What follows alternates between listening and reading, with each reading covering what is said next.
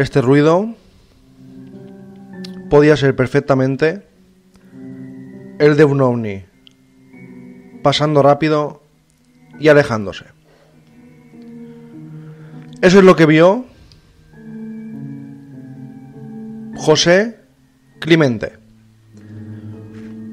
Pep Clement, en Sóller, una fría noche de noviembre de 1979.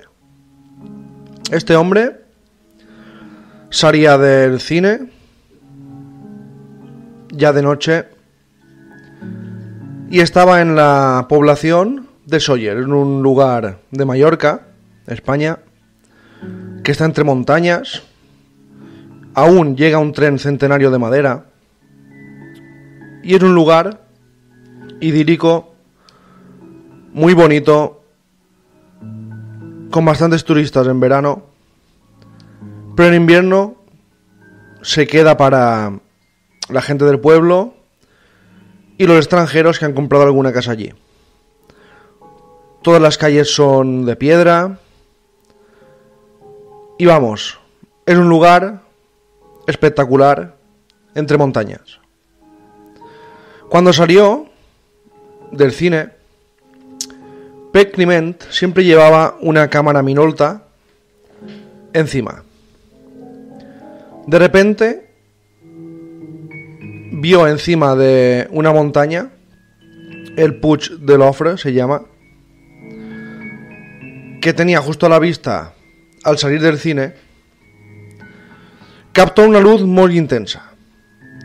Veía que justo encima, en el pico de la montaña, había una especie de bola redonda muy intensa y le hizo una fotografía. Lo que no se imaginó nunca Pep en mallorquín, es que esa fotografía sería portada de muchísimos periódicos nacionales y extranjeros. Todo el mundo en el pueblo sabe quién es. Todo el mundo sabe que esa fotografía le hizo famoso. Y también hizo famoso el pueblo. Con anterioridad, Pep Clement ya había visto luces encima de esta montaña. Era mecánico y se hizo amigo de, digamos, otra persona que sí creía mucho en fenómenos paranormales. Era una especie de ufólogo, pero claro, este otro ufólogo contaba cosas muy inverosímiles. Decía que había quedado con extraterrestres. Y claro, hasta ese momento de la fotografía no se les tomaba muy en serio. Pero sí que es verdad que él había visto bastantes veces luces y bastantes veces, pero se ve que no le daba mucha importancia. El amigo sí, hasta esa fotografía. ¿Y por qué fue tan famosa esa fotografía? Lo que mucha gente no sabe es que a esa misma hora un avión Super Caravelle de la compañía TAE, que cubría la ruta Palma-Tenerife, tuvo que aterrizar de emergencia en el aeropuerto de Valencia, al sentirse intimidado en el aire por un objeto o objetos voladores extraños que perseguían al avión. Pep Clement recuerda que esa luz seguramente era una de las que perseguía el avión. Y el caso se hizo muy famoso porque estamos hablando del caso Manises. Lo que mucha gente no sabía, o que aún no sabe, es que Pep Clement en Sóller, en Mallorca, fue el primero que hizo una fotografía a ese famoso ovni. Al famoso ovni y al famoso aterrizaje de emergencia y persecución con caza del ejército incluido, el famoso caso Manises, del que imagino que todo el mundo ha oído hablar.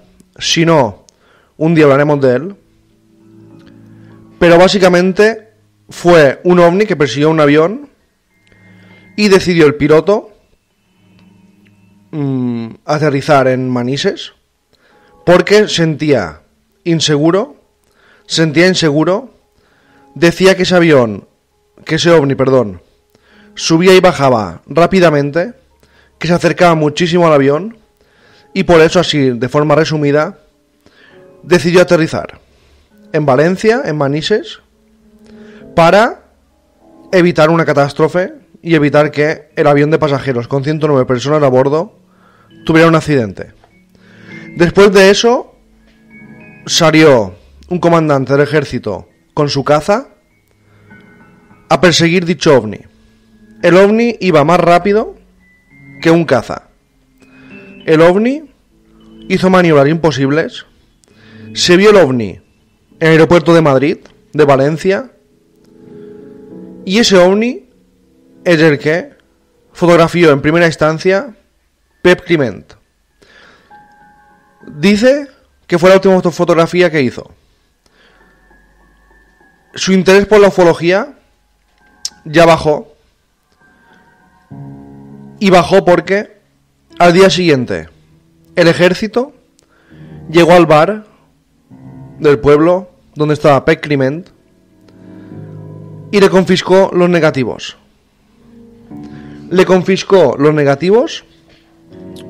Nunca los ha recuperado, nunca le han dado ninguna explicación de lo que era eso, y por eso Pep Climent decidió ya dejar un poco apartado del tema, un tema que con los años se ha hecho muy famoso, gracias al programa Cuarto Milenio, donde Iker Jiménez entrevistó al piloto del avión y al piloto del caza. Y claro, este caso se volvió a la palestra. Pero lo que no se habla mucho es de Pepe, el hombre que saliendo del cine fotografió el ovni, que debía pasar por ahí y después ya empezó a perseguir el avión. Y este hombre nunca ha sido tan famoso como el piloto del caza que persiguió al avión. Si no sabéis del tema, buscad caso Manises, hay un multitud de información.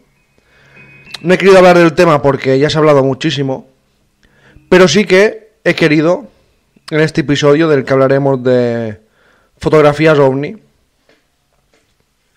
y de una historia increíble ocurrida en una granja en 1950, sí que he querido empezar con este caso, con esta fotografía de Pep Climent.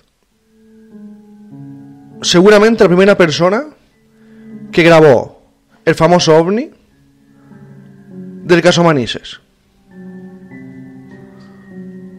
Os voy a recordar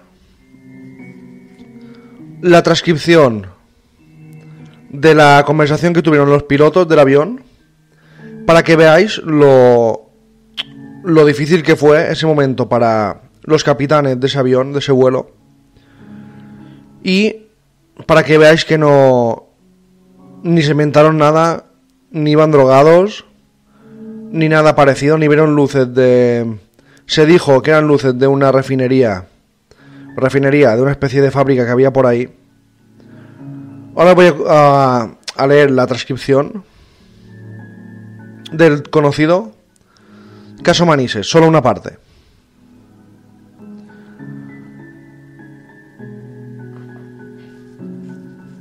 La caja negra del vuelo JK 297 tuvo que ser hecha pública, y en esa conversación de la caja negra del vuelo, el comandante Javier Lerdo de Tejada y el personal de las torres de control de Valencia y Barcelona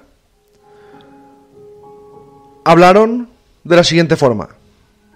El tono era de nerviosismo, confusión. Si queréis podéis escuchar los audios en internet, están por muchos lugares. Y empezaba así. unas luces rojas avistadas entre Ibiza y Alicante. Quiero tomar tierra en Valencia. No me gusta continuar con este tráfico que me está siguiendo. No sé qué es. ¿Va más rápido que nosotros?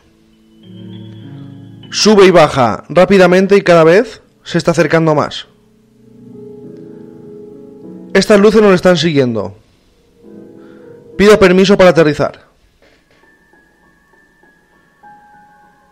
Esas luces rojas fueron las que fotografió Climent en el pequeño pueblo montañoso de Sóller de Mallorca. Se hicieron pruebas de la fotografía y todas las personas que miraron la fotografía, que la investigaron, la dieron como cierta y que no era un fraude. Caso Manises, un caso de los más conocidos de la historia de la ufología, pero lo que muchos seguro no sabíais era que un mecánico de profesión grabó ese ovni pasando entre las montañas de Mallorca. Y ahora nos vamos a otro caso espectacular también de fotografía ovni. Esto ocurrió el 11 de mayo de 1950. Debían ser entre las 7:30, 8 menos cuarto de la tarde. Y la señora Trent estaba dando de comer a sus conejos. La granja de Paul Trent estaba a 18 kilómetros al sureste de la ciudad de McKinnville, Daytona. Esto está en el estado norteamericano de Oregón. Es una región principalmente agrícola, está elevada 70 metros sobre el nivel del mar y todas las granjas y viviendas, para que hagáis una idea mental, están alejadas entre sí varios centenares de metros. Cada uno vive como un poco aislado, pero sí que viven en comunidad y un lugar bastante tranquilo. Esa tarde hacía bastante frío, también como la noche que Climent fotografió el ovni de Manises, y se presentaba húmedo. Había como una especie de capa de nubes a unos 1500 metros y la señora Trent se encontraba en el patio trasero de la granja cuando de repente vio, como ella lo denominó, aquello. Su marido estaba en casa, en el interior. Empecé a gritar a mi marido, contaba la señora Trent, pero no me oía. Así que corrí hasta la casa. Paul no sé qué hacía en la cocina. Salimos los dos rápidamente al exterior y el objeto seguía ahí. Parecía que iba hacia el noreste. Paul tomó su cámara. Estaba cargada con un rollo de película pancromática, de la que únicamente quedaban disponibles 4 disparos. Rebobiné el film tan rápido como pude, y al intentar la segunda toma me di cuenta que el ovni había cambiado su posición. Ahora se movía hacia el norte, aumentando la velocidad. Así que no tuve más remedio que girar a la derecha, según contaba Trent. Tras la segunda fotografía, no hubo tiempo para más. El ovni se alejó y desapareció en el horizonte. Los testigos de ese avistamiento describieron el objeto como un paracaídas de gran tamaño al que le hubieran quitado las cuerdas. Era de color plateado, bronce y muy brillante. Ese toque bronceado ligero estaba en la parte inferior del objeto. El matrimonio insistía muchísimo en la diferencia de tonalidades: plateada, dorada y bronce. ¿Y eso qué significa?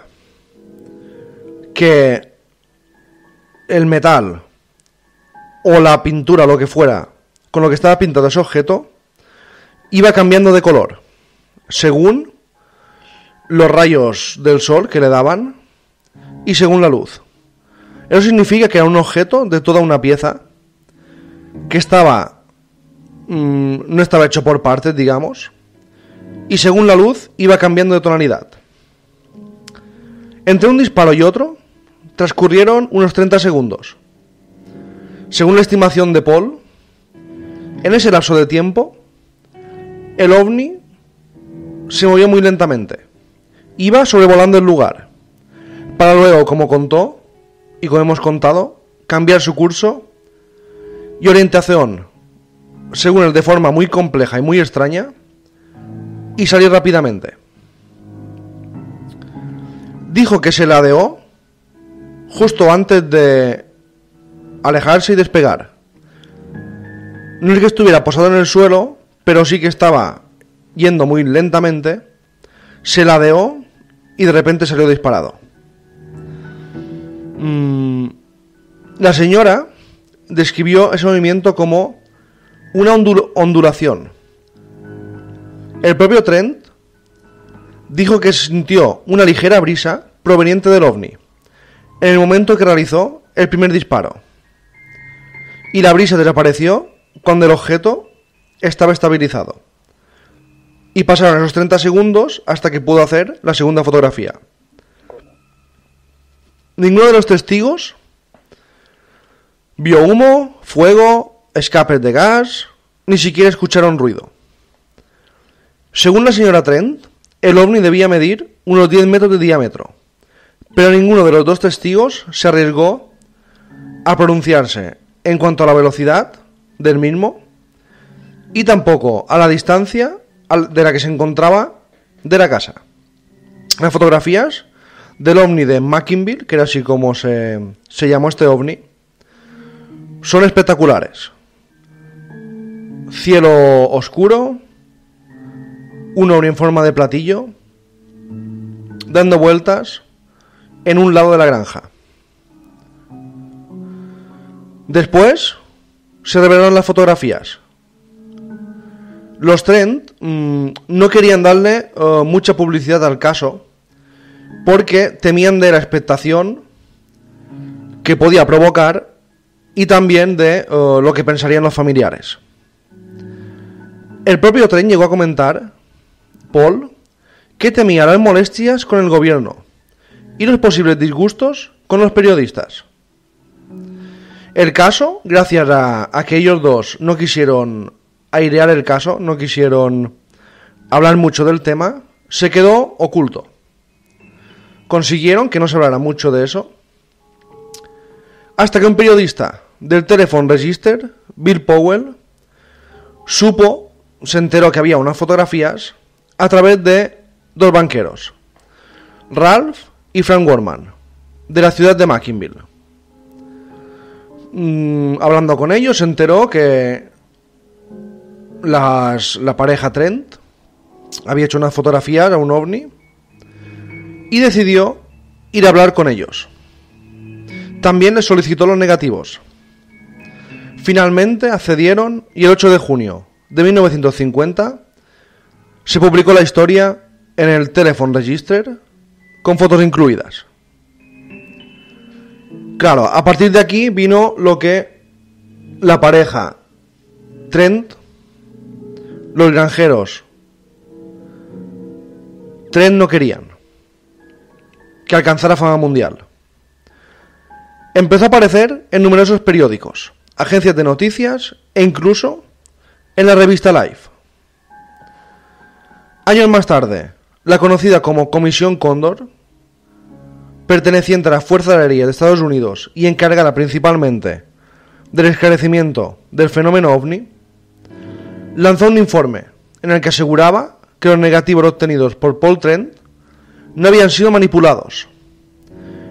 El brillo del cielo era el correcto según las coordenadas y orientación que Paul Trent había dicho, y también quedó descartada la hipótesis de lanzamiento de una maqueta, un juguete o algo parecido. Esta comisión, imaginaos los años que hace que los ejércitos y los países investigan ovnis. Esta comisión puntualizó es uno de los pocos informes ovnis en el cual todos los factores estudiados, ya sean geométricos, psicológicos y físicos, están en perfecto acuerdo con la hipótesis según la cual un extraordinario objeto volante plateado metálico en forma de disco, de unos 10 metros de diámetro y evidentemente artificial, fue observado por 2 testigos. Espectacular la forma con las frases con las que lo describen. Y después de muchos mal análisis, esta comisión afirmó que el objeto debía estar a unos 400 metros de distancia de los testigos, descartando totalmente ya el lanzamiento de, como hemos dicho, una maqueta, un objeto sujetado con una cuerda o que fuera una broma. Al ampliar las fotografías del ovni, se puede ver perfectamente una forma de disco con una especie de antena justo en el centro.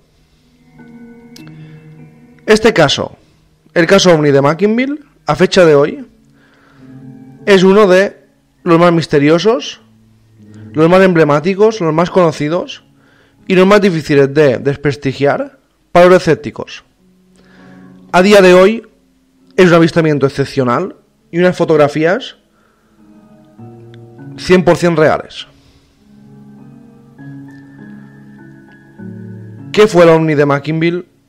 ¿Qué fue lo que fotografiaron? Pensad una cosa importante. Mucha gente puede pensar que a veces hay gente que hace fotografías de ovnis o las manipula o se las inventa o para tener fama. En este caso es todo lo contrario. Este caso, la pareja Trent, los granjeros de Daytona, se toparon con algo excepcional, lo fotografiaron y no quisieron que se hablara del tema. Seguramente meses después sí que quisieron hablar del tema porque necesitaban hablar de eso. Imaginad qué ganaban con eso. No ganaban absolutamente nada, no vendían nada, no tenían ningún negocio. Y esta gente perdía más de lo que ganaba. Son fotografías espectaculares, buscarlas en Google, a mí me han encantado. Parecen muy auténticas. Y para mí, esta familia, yo creo que no mintió, que fotografiaron lo que vieron, sea del ejército, sea de otros planetas, sea de donde sea, como he dicho muchas veces. Pero la fotografía está ahí. Una cosa es mentir y otra cosa es que muchos testigos no mienten. Hay testigos que mienten a propósito y hay otros testigos que no mienten. Por eso a mí no me gusta desprestigiar a ninguna persona que habla de fenómenos extraños, de fenómenos paranormales, porque como en este caso y como en el caso de Sawyer de Mallorca, del que hemos hablado al principio, estos testigos lo fotografiaron, eso estaba ahí, las fotos son reales. Por eso he querido hacer estas dos historias, las he querido juntar en un capítulo, porque tienen muchísimas similitudes. Y estos dos testigos, lo que fotografiaron es lo que había en el cielo.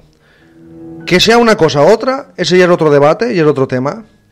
Pero yo creo que nunca hay que desprestigiar a nadie, ni reírse de nadie, que dice haber visto algo extraño. Porque verlo, seguramente lo habrá visto. Ahora, saber qué era ya es otra cosa muy distinta. Pero no hay que meter en el saco a todo el mundo de que se inventan cosas, que manipulan fotografías, porque seguramente a muchos de vosotros han ocurrido cosas extrañas. No lo habéis dicho, no lo habéis contado, no tenéis fotos, pero sabéis que os ha ocurrido y no sabéis qué es. Por eso, estos dos casos he querido llevarlos hoy al programa, porque me parecen dos casos increíbles, de los más verídicos de fotografías que he visto. Y solo os quiero dejar con una reflexión. Pensad cómo vivieron estas dos personas, el matrimonio Trent, en esa granja aislada, en medio de Estados Unidos, con dos fotografías en la mesita de los dos ovnis, del ovni, perdón. Imaginaos cómo tuvieron que vivir esas gentes, ir a dormir por las noches, sabiendo que se podían volver a aparecer, que podía volver a aparecer este ovni. Y yo quiero que penséis, que os metáis en su piel, cómo debió ser esos meses posteriores y años. Supongo que después ya se les pasó un poco o se les medio olvidó y ya el miedo se fue. Pero yo personalmente estaría acojonado, perdón por la expresión, muerto de miedo al caer la noche, sabiendo que este objeto, fuera lo que fuera, ya me visitó y sabiendo que podía volver a aparecer. Y vayan ustedes a saber con qué intenciones. Pero esta gente seguramente era gente ruda, era gente que no tenía miedo a nada. Por eso fue rápidamente este hombre, Paul, a buscar una cámara y fotografiarlo. Pero pensad cómo vivir en un lugar alejado, una granja, sabiendo que vino algo excepcional a visitarte, sea un extraterrestre o sea del ejército, lo que sea,